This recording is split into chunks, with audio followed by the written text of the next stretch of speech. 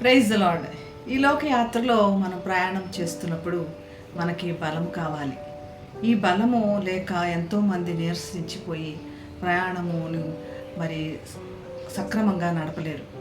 కానీ కీర్తనకారుడైతే ఎంత చక్కగా చెప్తున్నాడంటే, నీ వలన బలమునందు మనుష్యులు ధన్యులు, యాత్ర చేయు మార్గంలో వారికి అతి ప్రియములని కీర్తనకారుడు తన బలము దేవుని అందే అని చెప్పుకోగలుగుతున్నాడు. దేవుని యందు తన బలం ఉన్నది కాబట్టి తన ఒక ధన్యకరమైన జీవితం జీవిస్తున్నాడని.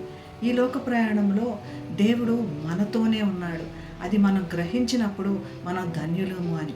అది ఎప్పుడు గ్రహించగలుగుతామంటే నీ సన్నిధిలో ఒక్క క్షణం గడపటం ఎంతో శ్రేయస్కరమని మరి దైవజనుడు కనుక్కున్నాడు. కాబట్టి నీ సన్నిధానంలో బలం ఉన్నదేమో. దేవుడు తనతో ఎప్పుడు ఉంటాడు కాబట్టి తను ఎప్పుడు బలం పొందుకున్నవాడే అని. మనం కూడా బలం పొందుకున్న వాడమే.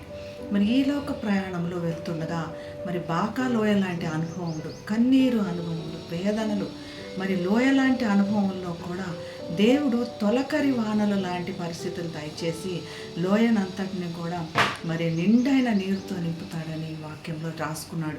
ఎంత చక్కగా రాసుకున్నాడంటే, వారు బాకా లోయలో పడి వెళ్ళినను దానిని జలమయముగా చేదురు, తొలకరి వాన దాని దీవెనలతో నింపును. ఈ విధంగా తొలకరి వానలతో దేవుడు ఎలాగైతే వారిని తిరిగి పునరుద్ధరింపచేయడానికి వారిని ఎదుర్కొన్నాడో, అలానే మనందరినీ కూడా దేవుడు ఎదుర్కొని గొప్ప ఆశీర్వాదములతో నింపి మనల్ని ధన్యులుగా చేయనుగాక. అటువంటి కృప దేవుడు మనందరికీ దయచేయనుగాక. ప్రార్థన చేసుకుందాం. మహాగణుడు అనే యేసయ్యా, స్తుతికి పాత్రుడా, నేను గణపరిచి నేను ఆరాధిస్తున్నాం తండ్రి.